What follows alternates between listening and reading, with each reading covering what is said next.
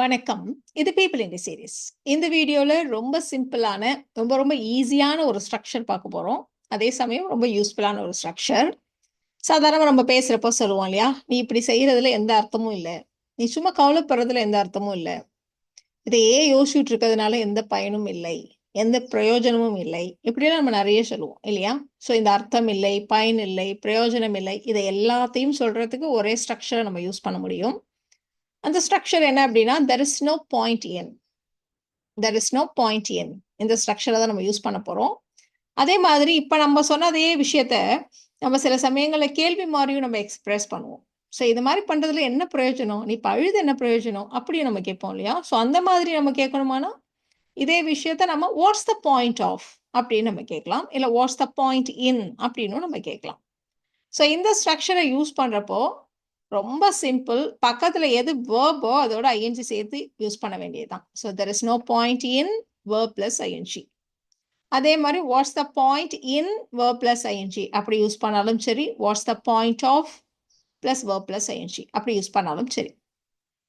பொதுவாக இந்த ஆஃப் பக்கத்துல நம்ம வந்து எப்பவுமே நவுனு தான் யூஸ் பண்ணுவோம். இந்த இடத்துல வெர்ப் பிளஸ் ஐஎன்ஜின்னு யூஸ் பண்றோமே அப்படின்னு உங்களுக்கு ஒரு டவுட் வரலாம். ஆக்சுவலா இந்த மாதிரி இடங்கள்ல நம்ம வெர்ப் பிளஸ் ஐஎன்ஜின்னு சொல்றது ஜெரண்ட். ஜெரண்ட்னா என்ன நம்ம இன்னொரு வீடியோல பார்ப்போம். பொதுவா அந்த மாதிரி வெர்ப் பிளஸ் ஐஎன்ஜி ஜெரண்ட்னு சொல்றோம் இல்லையா? அதையே நம்ம வந்து நவுன் மாதிரி யூஸ் பண்ணுவோம். ஸோ அதனால தான் நம்ம அப்படி யூஸ் பண்றோம். ஸோ உங்களுக்கு அந்த அளவுக்கு கிராமர் வேண்டாம் அப்படின்னா ஸ்ட்ரக்சர் இவ்வளோதான். So what's the point of plus verb plus ING, இல்லைன்னா what's the point in verb plus ING, அவ்வளோதான். ஸோ ரொம்ப சிம்பிளான சில எக்ஸாம்பிள்ஸ்லேருந்து பார்ப்போம். அவகிட்ட ஏன் தேவையில்லாம ஆர்கியூ பண்ற? அதனால எந்த பிரயோஜனமும் இல்ல. அவ எப்படியும் நீ சொல்றத கேட்க போறதில்ல. இப்படியெல்லாம் நம்ம சொல்லுவோம் இல்லையா? ஸோ உங்களுடைய ஒரே வேலை இந்த இடத்துல சப்ஜெக்ட், டென்ஸ் இதெல்லாம் எதுவுமே நீங்க ஐடென்டிஃபை பண்ண வேண்டியதில்ல. ஜஸ்ட் என்ன வெர்ப்ன்னு மட்டும் ஐடென்டிஃபை பண்ணுங்க போதும். ஸோ வாக்குவாதம்ங்கிறப்ப ஆர்கியூ, அதோட ஐஎன்ஜி சேர்த்து ஆர்கியூயிங் அப்படின்னு நம்ம போட்டிருக்கோம். அவளிடம் அப்படின்னு இருக்கு. அவகிட்ட, அவளுடன் இந்த மாதிரிலாம் சொல்றதுக்கு நம்ம வித் அப்படின்ற ப்ரப்போசிஷனை யூஸ் பண்ணுவோம் இல்லையா? So there is no point in arguing with her. There is no point in arguing with her. So இது வந்து ஒரு சிம்பிளான ஸ்ட்ரக்சர் தான். இந்த ஸ்ட்ரக்சரை நீங்க யூஸ் பண்றப்போ, இப்ப நம்ம பார்க்க போற எக்ஸாம்பிள்ஸ்லாம் நீங்க அப்படியே பார்த்துட்டே வாங்க. ஒவ்வொன்னுலேருந்தும் நீங்க ஒரு சின்ன ஒரு ப்ரப்போசிஷன் கத்துக்கிறதோ, ஒரு சிங்குலர், ப்ளூரல், ஒரு அன்கவுண்டபிள் நவுன கத்துக்கிறதோ, புதுசா ஒரு வொக்காபுலரி கத்துக்கிறதோ, ஸோ இந்த மாதிரி ஒவ்வொன்னத்தையும் நீங்க செக் பண்ணிட்டே வாங்க. புதுசா ஏதாவது ஒண்ணு கத்துக்கிற மாதிரி பார்த்துட்டே வாங்க. So there is no point in arguing with her அப்படின்னு நம்ம சொன்னோம். இப்போ செகண்ட் எக்ஸாம்பிள் பாருங்க. இதுக்கு மேலேயும் பஸ்ஸுக்காக வெயிட் பண்றதுல அர்த்தம் இல்லை அப்படின்னு நம்ம சொல்ல போறோம். ஸோ காத்திருப்பதில் அர்த்தம் இல்லை, அதுதானே நம்மளுடைய பேசிக் சென்டென்ஸ். ஸோ காத்திருப்பதுனா வெயிட் பண்றது. There is no point in waiting, அவ்வளோதான். இப்போ நம்ம மற்ற விஷயங்களை சேர்க்க போறோம். இப்போ எதுக்காக வெயிட் பண்றோம்? பஸ்ஸுக்காக. ஸோ ஒரு நவுன் வந்துச்சு, பஸ்ஸுக்கு, பஸ்ஸுக்காக இப்படிலாம் சொல்றப்ப நவுன் இருந்ததானா நம்ம ஃபார் அப்படி நம்ம யூஸ் பண்ணி அந்த நவுனை நம்ம சேர்த்துப்போம். So for the bus. இதுக்கு மேலேயும் அப்படின்னு சொல்றப்போ நம்ம ஒன்று எனி மோர் யூஸ் பண்ணலாம், இல்லை எனி லாங்கரும் யூஸ் பண்ணலாம். There is no point in waiting for the bus any longer. There is no point in waiting for the bus any longer. அந்த செடிக்கெல்லாம் தண்ணீர் ஊற்றி பிரயோஜனமே இல்லை, அதெல்லாம் ஏற்கனவே காஞ்சி போச்சு, செத்து போச்சு, இப்படி நம்ம சொல்ல போறோம். ஸோ செடிக்கு தண்ணி ஊத்துறத நம்ம வாட்டர் அப்படின்னு நம்ம சொல்லுவோம். இந்த இடத்துல வாட்டரிங், வேர்போட ஐஎன்ஜி சேர்த்து watering. There is no point in watering those plants. There is no point in watering those plants. Those plants are already dried out. Dry out அப்படின்னு நம்ம சொன்னோம்னா சுத்தமா காஞ்சு, எந்த விதமான ஈரப்பசையும் இல்லாம சுத்தமா காஞ்சு போச்சு, அதான் நம்ம வந்து ட்ரை அவுட் அப்படின்னு நம்ம சொல்லுவோம். இல்லைன்னா நீங்க இதே விஷயத்த those plants are already dead அப்படி கூட நம்ம சொல்லலாம். பிளான்ஸுக்கும் நம்ம டெட்ன்ற வார்த்தையை யூஸ் பண்ணலாம். There is no point in watering those plants. Those plants are already dried out. உன்னோட மிஸ்டேக்ஸுக்கு மற்றவங்கள குறை சொல்றதுல அர்த்தம் இல்லை அப்படின்னு நம்ம சொல்ல போறோம். ஸோ குறை சொல்றது அப்படின்னா பிளேம் பண்றது நம்ம ஜென்ரலா சொல்லுவோம் இல்லையா? So there is no point in blaming others. மற்றவர்களை குறை சொல்வது. So there is no point in blaming others. உன்னுடைய தவறுகளுக்கு அப்படின்னு இருக்கு. ஸோ உன்னோட மிஸ்டேக் நவுன் தான் இல்லையா? ஸோ அதனால தான் திரும்பவும் ஃபார் இங்கேயும் யூஸ் பண்ணியிருக்கோம். So there is no point in blaming others for your mistakes. அந்த பழைய ஜாமான்களை எல்லாம் இப்படி வச்சே இருக்கிறதுல எந்த பிரயோஜனமும் இல்லை. ஒன்று தூக்கி போடணும், இல்லை ஏதாவது கடையில் கொடுத்துட்டு வேற ஏதாவது பொருள் வாங்கணும், இப்படி நம்ம சொல்லுவோம் இல்லையா? ஸோ பழைய ஜாமான்கள் எல்லாம் நம்ம வந்து ஜங்க் அப்படின்னு சொல்லுவோம். ஸோ ஜங்க் வந்து ஒரு அன்கவுண்டபிள் நவுன். இதை வந்து நம்ம ப்ளூரல் ஃபார்ம் கிடையாது. ஸோ அதனால இந்த இடத்துல தோஸ் அது பாருங்க, பழைய ஜாமான்கள் ப்ளூரல்ல இருந்தா கூட நம்ம ஆல் தோஸ் ஓல்டு ஜங்க்ஸ் அப்படிலாம் நம்ம போடல. இந்த இடத்துல ஆல் தட் ஓல்டு ஜங்க் அப்படிதான் நம்ம சொல்றோம். ஸோ ஜங்க் அப்படின்னாலே பழைய ஜாமான்கள் அப்படின்னு ப்ளூரல் ஃபார்ம்ல தான் நமக்கு தமிழ்ல அர்த்தம் வரும். இதுல வந்து ஜங்க்ஸ்ன்னு சொல்ல வேண்டாம். ஸோ வைத்தே இருக்கிறது அப்படின்னா கீப். ஸோ கீப்போடைய வேர்போட ஐஎன்ஜி சேர்த்து கீப்பிங் அப்படின்னு நம்ம யூஸ் பண்ணியிருக்கோம். So there is no point in keeping all that old junk. There is no point in keeping all that old junk. Ticket எடுக்கிறதுக்கு இப்படி நீண்ட வரிசையில் நிக்கிறதுனால எந்த யூஸும் இல்லை. இப்பெல்லாம் ஆன்லைன்லயே டிக்கெட் புக் பண்ணலாம். இப்படி போய் நிக்கிறதுல எந்த அர்த்தமும் இல்லை அப்படின்னு நம்ம சொல்லுவோம் இல்லையா? ஸோ தேவையில்லாம ஏன் போய் கியூல நிக்கிற, இதனால எந்த பிரயோஜனமும் இல்லை, அப்படியே ஆன்லைன்லயே டிக்கெட் புக் பண்ணு, இதுதான் நம்ம சொல்ல வரோம். ஸோ கொஞ்சம் லென்த்தி சென்டென்ஸா இருக்கிறதுனால நம்ம வழக்கமான ஸ்ட்ரக்சர்ல இதை நம்ம வந்து ஒன் பை ஒன்னா ஃப்ரேம் பண்ணிக்கலாம். ஸோ டிக்கெட் எடுக்க நீண்ட வரிசையில் நிற்பதால் எந்த பயனும் இல்லை அப்படின்னு நம்ம சொல்ல போறோம். ஸோ அஃப்கோர்ஸ் நிற்பதால்னு இருக்கு, அதுதானே மெயின் வேர்ப். ஸோ அதனால ஸ்டாண்டிங்.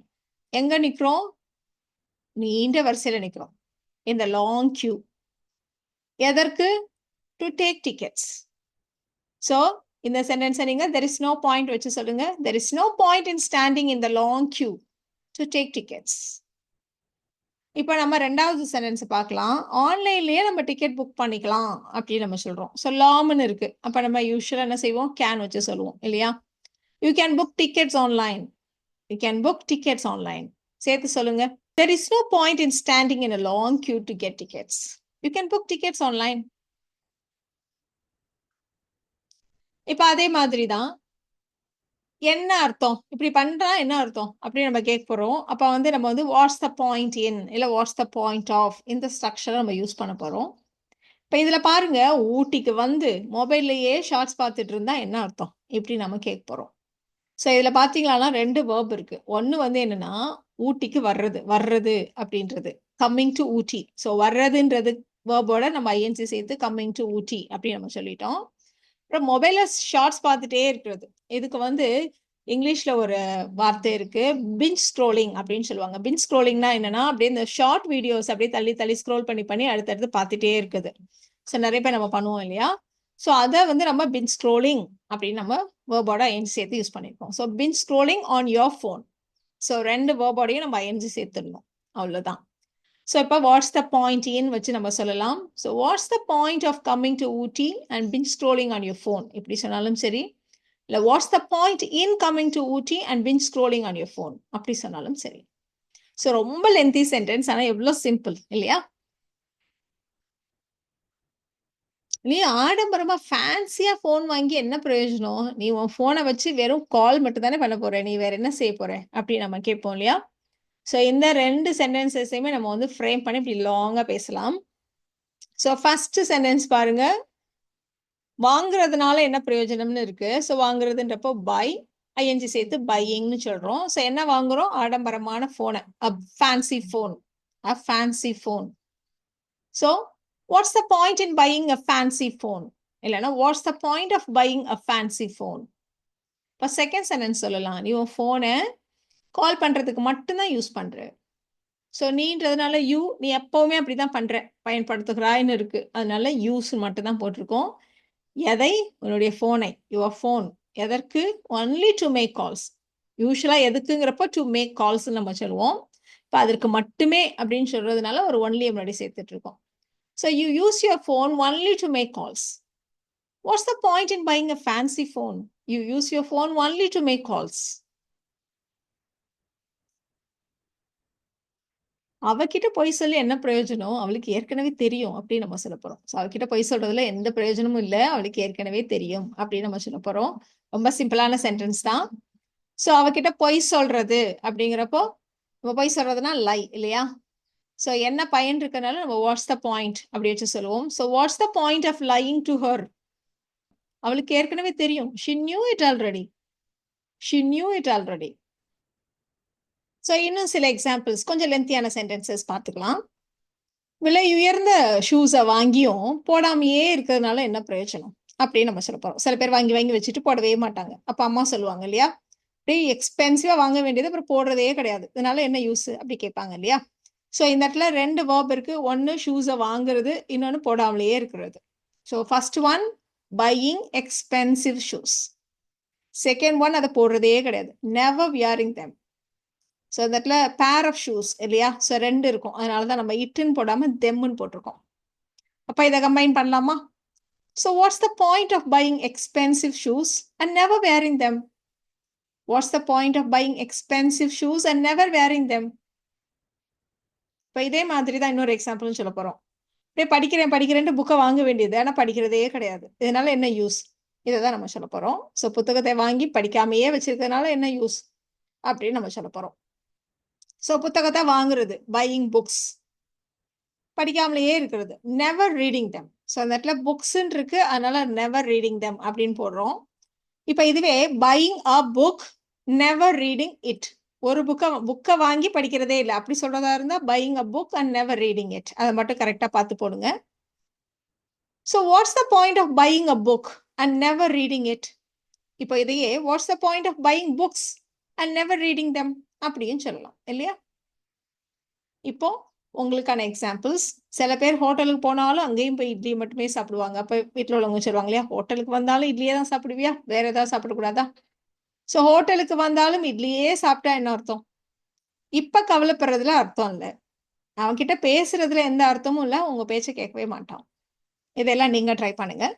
ஸோ இந்த வீடியோவில் நாம there is no point in and what's the point of what's the point in இந்த phrases பற்றி தெரிஞ்சுக்கிட்டோம். இந்த வீடியோ உங்களுக்கு யூஸ்ஃபுல்லாக இருக்கும்னு நினைக்கிறேன். Thank you so much.